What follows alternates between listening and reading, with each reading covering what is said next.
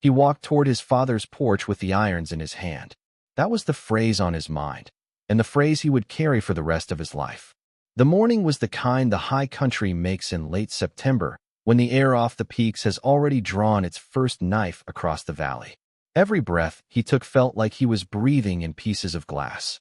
Cedar Hollow lay behind him, the rooftops still smoking from the cook fires and the courthouse clock still chiming 6. And he could not stop hearing the way the jailer's voice had broken when he handed him the irons and said, "Do what you have to do. Son, you took an oath." He was 19 years old. He had been a deputy for 11 days. His name was Caleb Tate, and the man he was going to arrest was his father. The courthouse sat on a square of hard-packed earth on the south side of the river. From there Caleb had watched, just last week, Rance Hollis bring in 1,000 head of cattle on a road that did not legally belong to him, and watched the sheriff do nothing, and watched his father say nothing either, only set down his coffee and stand very still in the doorway with his hands in his pockets. Now Caleb was on the other side of that same square, walking the other way, and the man in irons beside him was the man who had stood so still. Before we go further, settle in wherever you are tonight. If you're listening from a kitchen in Tennessee, a porch in Texas, a small flat somewhere the rain won't stop, tell us where you're with us in the comments. We love knowing who is traveling with this story. Now, back to Cedar Hollow. The town sat in the elbow of a mountain river in the northern corner of Wyoming Territory. The year was 1887, and there was not a country within 20 miles that did not owe something to a man named Rance Hollis. Rance owned the cattle. Rance owned the bank. Rance owned the saloon and the feed store, and, when he found it useful to own it, he owned the sheriff. His house stood on the highest ground in Cedar Hollow, a 2-story pine frame with green shutters and a copper weather vane in the shape of a bull. From his porch, he could see every road into town. He had spent 20 years making sure of that. Caleb had grown up on the other side of the valley, on the river bottom ranch his father Abel had built with his own hands after Caleb's mother died, bringing a second child into the world who did not live past her first night. He had been too young to remember his mother clearly. What he remembered was his father's hands. The way they moved when they were not working, slow, careful, like a man who had learned the hard way that anything you love can be broken by holding it too tight. Abel Tate was not a famous man. He was a quiet one. He said please and thank you. He tipped his hat to ladies and never raised his voice unless a horse was about to roll on him. He plowed a furrow you could set a glass of water on and never cheated a neighbor on a fence line. He had one enemy in Cedar Hollow, and that enemy had been working for 10 years to find a way to take the ranch from him. The ranch mattered because of the water. The river that ran through Abel Tate's land was the last free water in the valley. Every other creek had been filed on. Every spring had been bought. And in a country where a man without water is not a man at all, this one stretch of river kept Abel's family free. Rance Hollis wanted it. He had offered to buy. He had offered, twice, to marry his widowed sister-in-law to Abel, which would have folded the property into his name through any number of legal arrangements Abel could not read. Abel had refused him both times. He had done it quietly. He had done it without making a scene. That was his mistake. On the night of the 17th of September, a homesteader named Jonah Pike rode into Cedar Hollow with a load of pelts and did not ride out again. He was found at sunup lying at the edge of Abel Tate's north pasture, a single bullet in his chest, his horse grazing 100 yards away with the cinch loose like something had cut it on purpose.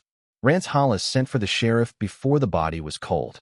Within an hour he had 3 men in the courthouse swearing they had seen Abel on the road that night, near the place where Jonah Pike last was seen alive. Abel had been nowhere near Jonah Pike that night. Caleb knew it because his father had been with him, helping him shoe a horse in the barn until almost midnight. But Caleb was the only witness to that, and Caleb was a deputy whose oath required him to believe the evidence before him. What he did not say to his father, and what he carried alone from the courthouse that night, was the look on the sheriff's face when the arrest warrant had come down. The sheriff, a tall man named Garrett Voss who chewed tobacco and kept a tin photograph of his dead wife inside his vest, had read the warrant aloud as if the words tasted of iron filings in his mouth, and when he had finished he had looked once at Caleb and once at the door and had not said good luck. Caleb understood the look. He understood that the men who had written this warrant were not afraid of the law. They were the law. The evidence as it stood in Cedar Hollow was a terrible, careful thing. The coroner said the bullet was from a Henry rifle. Abel owned a Henry rifle. The three witnesses said they saw Abel's rig on the road near the north pasture. One of them, a drummer named Phelps who had been in town no longer than a week, had a scar on his hand that looked like he had been in a fight very recently. Caleb had looked at that scar. He had said nothing about it to anyone. He walked home from the courthouse and sat down at his kitchen table and pressed his forehead into his hands and did not move for a long time. His father's name was the only thing that had not been taken from him yet. He stood up. He crossed the porch. He knocked. His father answered the door the way his father always answered a door, wiping his hands on a rag, even if they were clean. He saw the irons in Caleb's hand. He did not startle. "I heard about the man on the road," Abel said. "They say you killed him." "They would." "Huh." "Caleb." Abel stepped back from the door. He did not step out. He stepped back. He was, even in this moment, making room for his son instead of closing against him. "I was with you last night. You know that better than any man alive knows anything. So the question is not whether I did it. The question is what you are going to do with what you know." "I took an oath." "Yes. And the law says?" "The law says a great many things." Abel sat down at the table. He gestured for Caleb to sit across from him, the way he had done 1,000 times when Caleb was small and had come in from the barn with a question. "The law is what men write down when they cannot agree on what is right. I have broken the law twice in my life. The first time I paid a fine. The second time I paid in you. I have nothing left to pay with. So I am going to sit in this chair, and you are going to do what you think is right." Caleb set the irons down on the table between them. The metal made a small sound. Outside, a horse stamped in the corral. "We can ride south tonight," Caleb said. "There are men who will help us in Cheyenne." "We can." "No. If you stay here, they will hang you, Pa?" "Yes." "Tell me why I should not put you on my own horse and take you out of this valley." Abel looked at him for a long moment. He said, very quietly, "A man's name is the only thing he gets to keep, son. Take it from him, and you've taken his whole life. You will not make me a man without a name." Caleb's hands were shaking. He put them flat on the table. He understood, in that moment, that his father had built his life on a single sentence, and he was not going to betray that sentence for the sake of staying alive. "I'm going to take you in." Then, Caleb said, "Yes, and I'm going to find out who really did this." His father looked at him. Then he nodded, once, as if to say, "I have been waiting for you to say that." "I will need to put the irons on you," Caleb said. "I will need to do it in front of witnesses." "I know. And I will need to do it before the sun is up." "I know." Abel stood. He walked around the table to Caleb. He put his arms around his son. He held him for a long time. He did not say be brave. He did not say any of the things that fathers say in moments like this. He just held him, and the boy could feel that his father was saying, with his hands, the same thing he had said with his words. "I trust you. I have always trusted you. Whatever you decide about me, decide it clean." When Caleb stepped back, his father held out his wrists. "What would you have done in his place? Would you have trusted your father, or would you have trusted the town? Tell us in the comments. We want to know what choice you would have made." The next morning, Caleb walked his father down the main street of Cedar Hollow in irons. The whole town had come out to watch. Some of them spat when Abel passed. Children were held up onto shoulders so they could see. The drummer with the scarred hand stood in the shadow of the hardware store and watched with the satisfied, careful face of a man who had been promised money and was about to collect it. Caleb looked straight ahead. He did not look at the drummer. He did not look at anyone. He walked his father into the jail and closed the door behind them and sat down on the cot in the cell with his father and did not speak for a long time. He thought, walking him down the street, that the spitters were the loudest. They were not. The loudest was a young woman named Ruth and Pike, sister to Jonah, who had come in from the next valley and was standing on the boardwalk in a black dress with her hands folded, watching Abel go past without a word. She did not spit. She did not jeer. She watched him the way a woman watches the man she believes killed her brother, with her eyes and not her mouth, and Caleb felt the weight of that look settle across him like a second set of irons. He had wanted to tell her then. He had not. He had walked into the jail with his father and closed the door and turned the key and stood there for a long time with his hand on the iron. He spent the next 3 days working the case in secret. He rode out at night. He went back to the site where Jonah Pike had been killed. He found, in the dirt at the edge of the road, a small object most men would never have noticed, a brass cuff link with a green stone. There was a set of 3 like it, made for Rance Hollis's brother years before by a jeweler in Cheyenne. He put the cuff link in his pocket. He did not show it to anyone yet. The trial was set for the Monday following the arrest. The judge was a man named Cyrus Mott, who had been appointed to the bench by Rance Hollis 6 months earlier. The prosecutor was a man named Eldon Briggs, who had been a cattle hand for Rance before he had been a lawyer. Abel sat in the dock with his hands folded in front of him. He did not look at Rance. He looked at Caleb, who was sitting in the back row with his badge on, and gave him the smallest nod. The drummer with the scarred hand testified first. He said he had seen Abel on the road at the right time and in the right place. He said the moon had been bright enough to see a face. He pointed at Abel and said, "That is the man, my hand on it." Caleb stood up. "Sir, you will be seated, deputy. I have a question for the witness. You will have your chance in cross. Be seated." Caleb sat. Eldon Briggs smiled. It was a small smile. It was the smile of a man who had been promised something and was about to collect it. Then came the second witness, and the third, and they all told their stories in the same careful, similar way. Their voices all had the same weight. They all swore the same way. Caleb closed his eyes. He heard the rhythm of a lie. His father had taught him to hear that rhythm somewhere along the way, on some long evening in the barn, in some story from some war, the way a lie sounds when a man tells it too clean. When Eldon Briggs sat down, Caleb stood. "Call the scarred witness back to the stand. That witness has given his testimony. Call him again." The judge looked at Eldon, who looked at the back of the room, where Rance Hollis was sitting in the second row. Rance made a small motion with his hand. The judge nodded. "Deputy Tate, you may question the witness." Caleb walked to the scarred man. He took out of his pocket the brass cuff link with the green stone. He set it on the rail of the witness stand with a small click that was the only sound in the room. "Tell the court about your hand, sir. How did you come by that scar?" The drummer's face went the color of cold ash. "I fell." "When?" "Last week." "Onto what?" "A stove." "Did the stove have a cuff link on it?"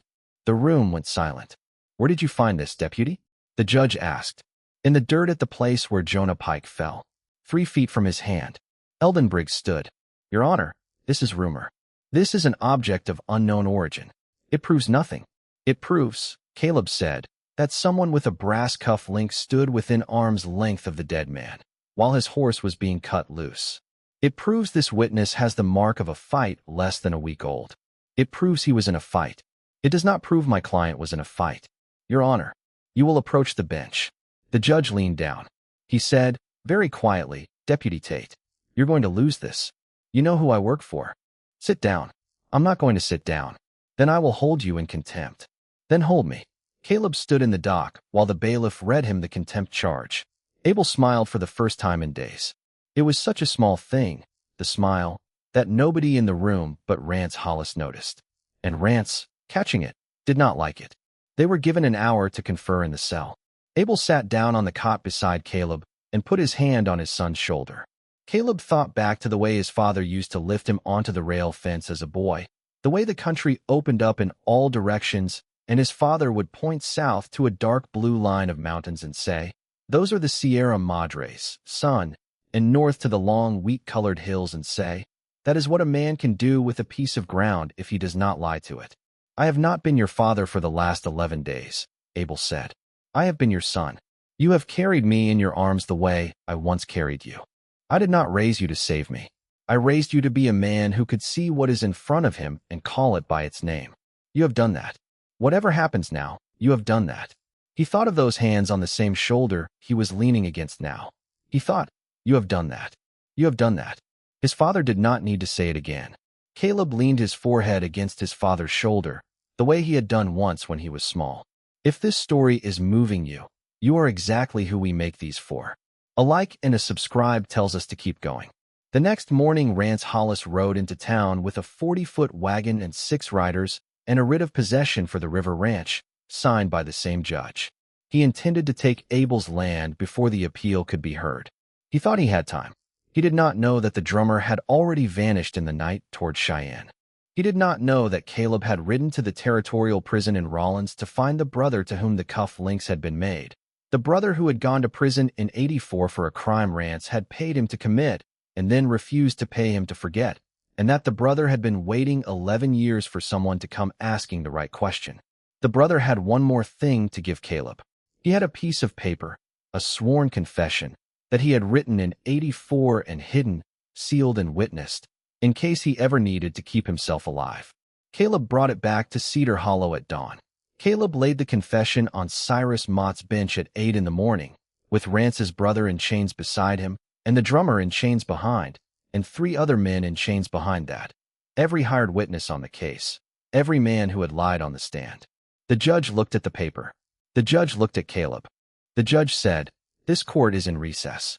Deputy Tate, the new judge, a man named Phineas Whitcomb, a circuit jurist from Cheyenne who had eaten cold bacon on the stage to make the noon train, said when he took the bench at noon, "This court is hereby dismissed, and the case against Abel Tate is vacated. The brass cuff link is entered into evidence. Mr. Phelps, you are remanded to the territorial prison in Rollins without bail." The recess lasted 4 hours. When it ended, Cyrus Mott was no longer the judge. The territorial governor had sent a wire. Rance Hollis was to be tried for conspiracy to commit murder, for subornation of perjury, for the obstruction of justice in a capital case, and for the cattle thefts from '83 and '84 that his brother had confessed to in writing. His cattle were to be sold at auction. His bank was to be wound up. His saloon license was to be revoked. Every deed in his file for 10 years was to be reviewed. By the end of the week, the man who had been the largest force in Cedar Hollow was sitting in the same cell his hired witnesses had sat in, looking through the same bars his neighbor had looked through, eating the same plate of food his neighbor had been served. His green-shuttered house on the hill went dark one window at a time. Abel walked out of the courthouse with Caleb at his side. The town was quiet. Some of the men who had spat at Abel a week earlier stood on the sidewalk and looked down at their boots. A few of them took off their hats. Ruth and Pike stood by the courthouse door and looked at Caleb for a long moment. Then she nodded, once, and walked out toward the livery to hire a horse home. The river kept its own time and did not care who was in charge of the bank. 2 months later, on the first morning of December, Caleb sat on the porch of the river ranch and watched the water going by. Abel was inside, mending a harness and humming a hymn his mother had loved. The weather vane on the courthouse across the valley had been taken down. Rance Hollis was in the territorial prison in Laramie, working in the laundry. A new storekeeper had moved into the building Rance used to own, and a new judge had taken the bench in Cedar Hollow, and a new sheriff, a quiet woman from over the Bighorn Divide, who chewed nothing in public and kept a tin photograph of her dead husband inside her vest, had begun her first week on the job. The river still ran where it had always run. It did not care who was in charge of the bank.